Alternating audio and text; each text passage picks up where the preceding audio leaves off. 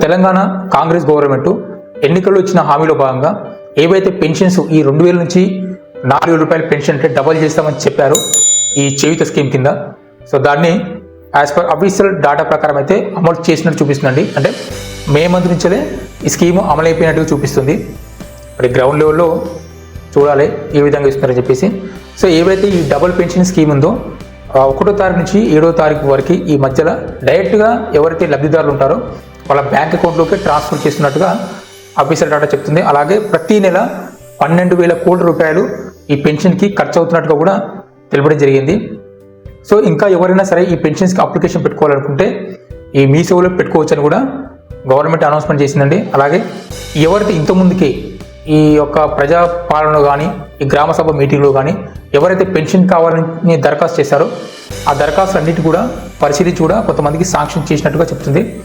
Last time అంటే 2022లో ఈ గత బీఆర్ఎస్ గవర్నమెంట్ దిగిపోయే టైంకి దాదాపుగా 10 లక్షల పెన్షన్లు మంజూరు చేయడం జరిగింది. సో వాటితో కలుపుకొని దాదాపుగా ఇప్పటివరకు మన రాష్ట్రంలో 44 లక్షల పెన్షన్దారులు ఉన్నారు. సో దీనికి సంబంధించి దాదాపుగా నెలకి 24,000 కోట్ల రూపాయలు కేవలం పెన్షన్కే ఖర్చు అవుతున్నట్టు మనకి డేటా చూపిస్తుంది. సో ఎవరైనా ఉంటే ఇంకా ఎవరైనా అప్లికేషన్ పెట్టుకోవాలనుకున్నా ఎవరైనా కొత్తగా అంటే ప్రజాపాలనలో కానీ ఈ గ్రామ సభ మీటింగ్లో కానీ మిస్ అయిన వాళ్ళు ఉంటే అప్లికేషన్ పెట్టుకోవడానికి వాళ్ళందరూ కూడా మీ సేవలో అప్లికేషన్ పెట్టుకోవాల్సింది కూడా ప్రజాప్రతినిధులు ఎమ్మెల్యేలు కూడా తెలపడం జరిగింది. సో దానికి సంబంధించి డాక్యుమెంట్స్ కూడా ఆధార్ కార్డు కానీ అంటే మీ గుర్తింపు కార్డు ఆ యొక్క డిజేబిలిటీ సర్టిఫికేట్లు డెత్ సర్టిఫికేట్లు ఏమైనా ఉంటే అవన్నీ కూడా వీడియో సంబంధించిన సర్టిఫికేట్లు కూడా అలాగే బీడీ కార్మికులు వాళ్ళకి సంబంధించిన సర్టిఫికేట్ కూడా తీసి రెడీగా పెట్టుకొని మీ దగ్గరలో మీ సేవలకు వెళ్ళి అప్లికేషన్ పెట్టండి. సో ఈ పెంచిన ఈ యొక్క పెన్షన్ అమౌంట్ ఏ విధంగా ఉంది, ఏ విధంగా ఇస్తున్నారు, ఎటువంటి డాక్యుమెంట్స్ అవసరమవుతాయి, ఎవరెవరికి అర్హత ఉంది అనే విషయాల గురించి డీటెయిల్గా తెలుసుకుందాం.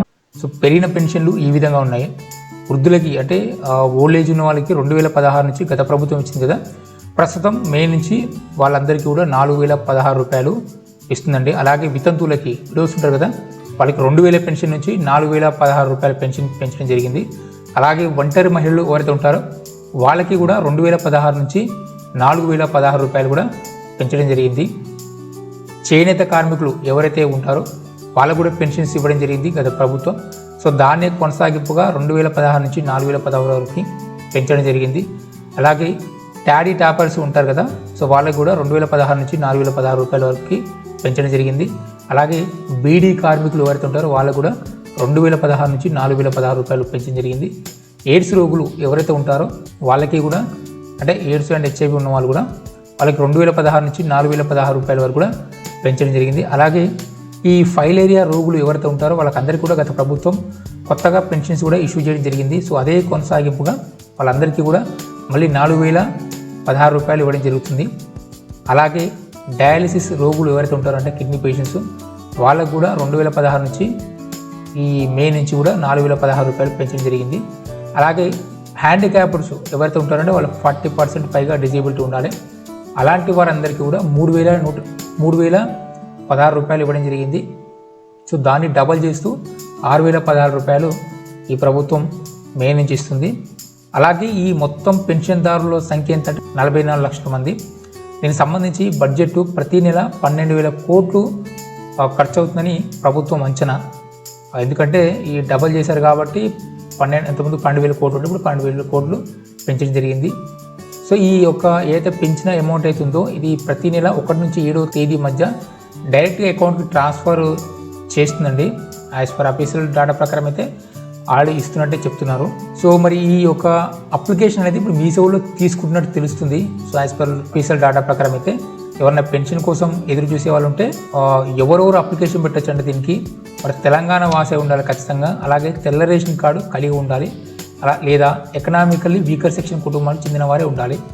అలాగే కుటుంబం యొక్క ఆదాయం సింగిల్ కాదండి, కుటుంబం యొక్క మొత్తం ఆదాయం వచ్చేసి గ్రామీణ ప్రాంతాల్లో అయితే 1,50,000 రూపాయలు ఉండాలి.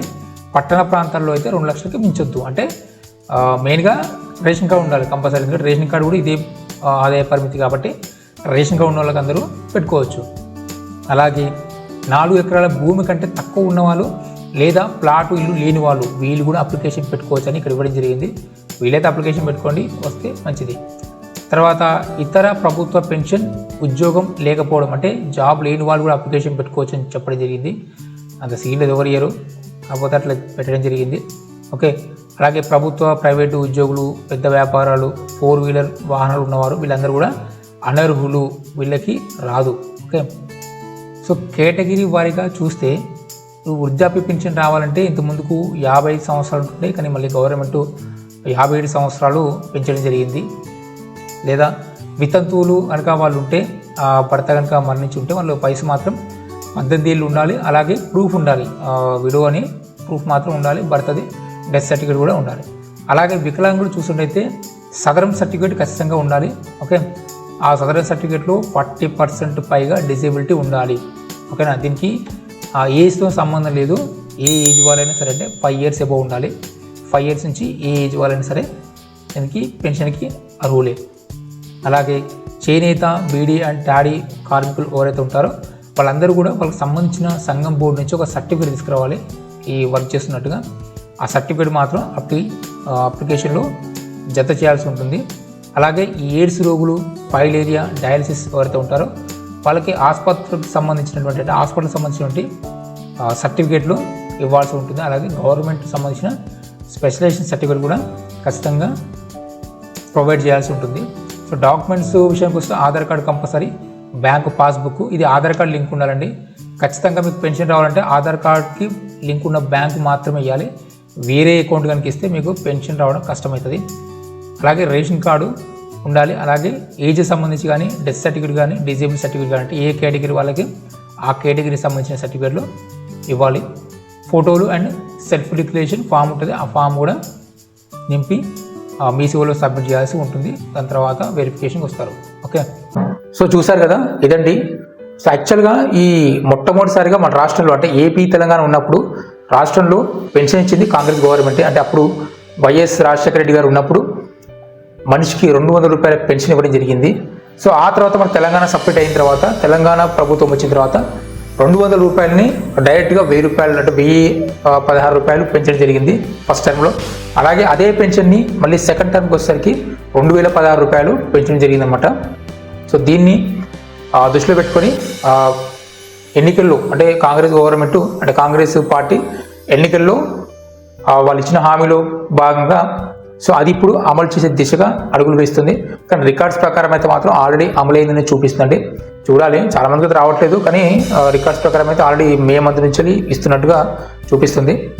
సో ఆల్రెడీ ఇప్పుడు ఎలక్షన్స్ కోడ్ కూడా ఏమీ లేదు కాబట్టి, సర్పంచ్ ఎలక్షన్స్ కూడా పెద్దగా ఇప్పుడు పెట్టే సిచ్యువేషన్ కూడా లేదు కాబట్టి ఖచ్చితంగా ఈ నవంబర్ నుంచి కానీ లేదంటే డిసెంబర్ నుంచి కానీ పెరిగిన పెన్షన్లు ఇచ్చే అవకాశం ఉంటుంది. అలాగే ఈ మీ సేవలు మాత్రం ఆల్రెడీ కొన్ని ఏరియాలో అప్లికేషన్ తీసుకుంటున్నారు. సో ఎవరైనా సరే పెన్షన్ కోసం ఎదురు చూసే వాళ్ళు ఉంటే వాళ్ళందరూ కూడా ఈ ఖచ్చితంగా అప్లికేషన్ పెట్టుకోండి. అంటే ప్రజాపాలనలు అక్కడ దరఖాస్తు చేసినప్పటికీ కూడా ఎందుకైనా బెటర్ మళ్ళీ మీ సేవలు కూడా పెట్టుకోండి. 57 సంవత్సరాల ఏజ్, అంటే వృద్ధాప్య పెన్షన్ ఇచ్చేసరికి 57 సంవత్సరాలు పెట్టడం జరిగింది. అలాగే ఈ వికలాంగులకైతే ఎటువంటి ఏజ్ లిమిట్ అయితే లేదు, అంటే 5 years అయితే ఉండాలేమో, ఎటువంటి ఏజ్ లిమిట్ అయితే లేదు వాళ్ళకి, వృద్ధాప్యులకి, వికలాంగులకి. ఓకే, సో దివ్యాంగులకి వీళ్ళందరూ కూడా అప్లికేషన్ పెట్టుకోవచ్చు. వాళ్ళకి నెలకి 6000 రూపాయల పెన్షన్ ఇవ్వబోతున్నట్టు సమాచారం. ఓకే, సో ఇదండి ఇలాంటి వీడియో. అండ్ మరిన్ని వీడియోల కోసం నా ఛానల్ సబ్స్క్రైబ్ చేయండి. అలాగే ఆ వీడియోకి ఒక లైక్ వేసుకోండి. And thank you for watching. జై హింద్.